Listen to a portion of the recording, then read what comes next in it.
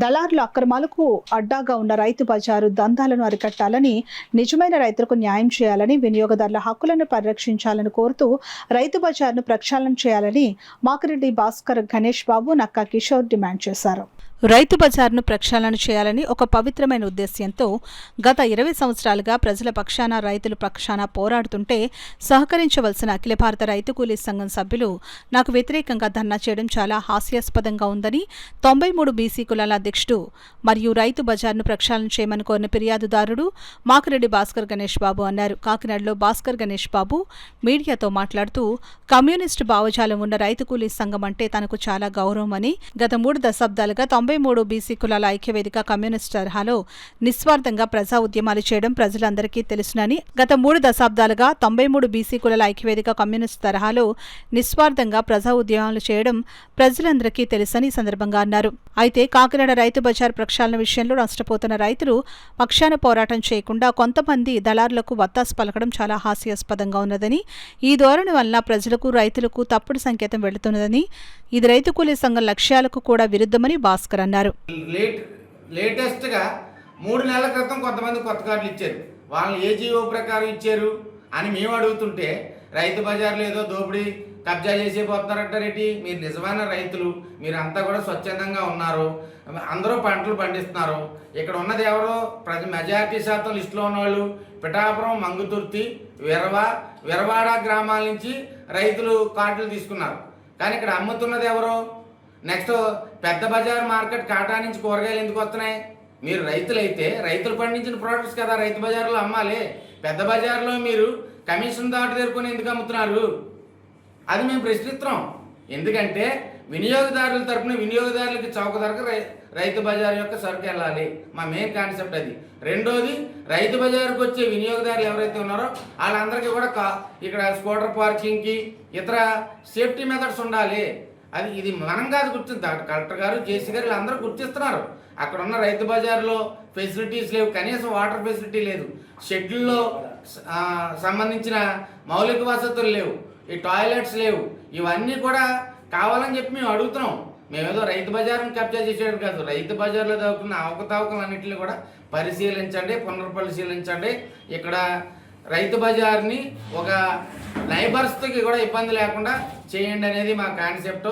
దీనికి నిన్న ఐఎఫ్టియు లేకపోతే రైతు కూలీ సంఘం మధ్య కొంతమంది వచ్చి ఒక కార్యక్రమం చేశారు. మీరు పూర్తిగా రికార్డ్స్ పరిశీలించకుండా చేసిన కార్యక్రమం ఇది. ఈ కార్యక్రమం మీరు తెలివైన వాళ్ళు, ఎందుకంటే వామపక్షవాదులు అంటే అన్నీ పరిశీలించి మాట్లాడే వ్యక్తులు. ఎవరో చెప్పింది పట్టుకొని వచ్చేసి రైతు బజార్ ఎవరో కబ్జా చేశారు, ఏదో జరిగిపోతుంది, ఇది వాస్తవం కాదు. మీరు కూడా రికార్డ్స్ పరిశీలించండి, రైతుల లిస్టును పరిశీలించండి. ఈ రైతులను ఎన్నిసార్లు డిమాడిఫైడ్ చేశారు, లేకపోతే రైతులను ఎలా గుర్తించారు, ఆ సిస్టమ్ జీవో ప్రకారం వెళ్దాం, రైతు బజార్ను పరిరక్షిద్దాం. దాంతోపాటు ఇక్కడున్న ఏదైతే నైబర్స్ ఉన్నారో ఈ రైతు బజార్ను ఆనుకొని వీళ్ళకి రోడ్డు ఇవ్వాల్సిన అవసరం ఉంది. వెంటనే ఆ రోడ్డు సమస్య కూడా పరిష్కరించి రైతు బజార్కి అవసరమైతే మీరు ఫెన్సింగ్ ఏదోటి లోపల నుంచి వేసుకుని ఎదర ఖాళీ ప్లేస్ని పార్కింగ్ ప్లేస్గా ఉంచితే అందరికీ మంచిదని. ఉన్న వాళ్ళందరూ దళారులు, ఆ 10 మంది దళారులని జెండాలు పట్టుకొని వేళని నోటికి వచ్చినట్టు మీడియాలో మాట్లాడితే ఇక్కడ ఎవరు కూడా దాన్ని సహించేది లేదు.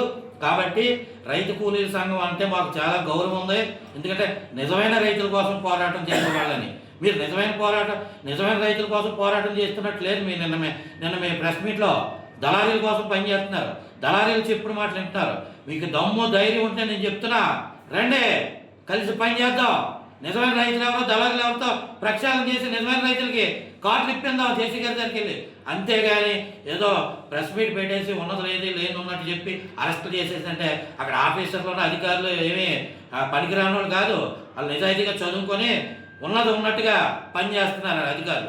అంతే తప్ప మీకులాగా 10 మంది ఏదో చెప్తే అర్థం చేసుకోకుండా వచ్చేసి ఇక్కడ ఏదో ప్రెస్లో మాట్లాడేయడం అది కరెక్ట్ కాదు, అది పద్ధతి కాదు. అది మీ రైతు కూలీ సంఘానికే అవమానం అని చెప్పి మేము ఈ మీడియా ద్వారా తెలియపరుస్తూ, ఇక్కడికైనా నిజాలు తెలుసుకొని మీరు రికార్డు తెలుసుకో, మేము ఇచ్చిన రిపోర్ట్ ఏదో చూసుకో. అందులో 4 సబ్జెక్టులు ఇచ్చాం. దళారు రైతులను తొలగించాలి, రైతు బజార్లో నిజమైన రైతులకి కార్డులు ఇవ్వాలి. అలాగే ఇక్కడ ఇది మాస్టర్ ప్లాన్ రోడ్డు, ఈ మాస్టర్ ప్లాన్ రోడ్డుని ఇది ఇవ్వాలి, ఇక్కడ ఉన్న నివాసీలకి అందరికి కూడా అడ్డుగా ఉన్న తొలగించి దారులు ఇవ్వాలి. ఇది ఇక్కడ స్కూల్ విద్యార్థులు వెళ్తున్నారు, కాలేజీ విద్యార్థులు, వీళ్ళందరికీ ఇబ్బందిగా ఉంది రైతు బజార్ వల్ల. పార్కింగ్ ప్రాబ్లం ఉంది. ఇవన్నీ కూడా ప్రజల కోసం, మేము వినియోగదారుల కోసం, ఇక్కడ ఉన్న నివాసీల కోసం మేము పోరాటాలు చేస్తే, ఎవడో దళారీల కోసం మీరు పోరాటాలు చేస్తే ఇది కరెక్ట్ కాదని చెప్పి ఈ వెంకటేశ్వరరావుకి మిగతా వాళ్ళకి కూడా చెప్తున్నాను. ఇది మీరు ఆలోచించుకొని మీరు మాతో పనిచేసి అందరూ కలిసి పనిచేసి ఇక్కడ ఉన్న రైతు బజార్ని ప్రక్షాళన చేద్దాం. వీళ్ళకి స్థలం ఉంటే వేరే స్థలంలో మార్చి మంచి ఫెసిలిటీస్ ఇవ్వమని కూడా చెప్పాం.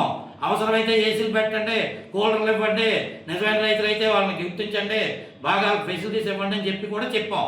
అవన్నీ తెలుసుకోకుండా ఏదో వచ్చేవా వెళ్ళేవా అన్నట్టు చేస్తే నీ రాజకీయం, నీ పార్టీలో నీకు ఏం విలువ ఉంటుందని చెప్పి ఆలోచించుకోవాల్సిందిగా కోరి ప్రార్థిస్తున్నాను.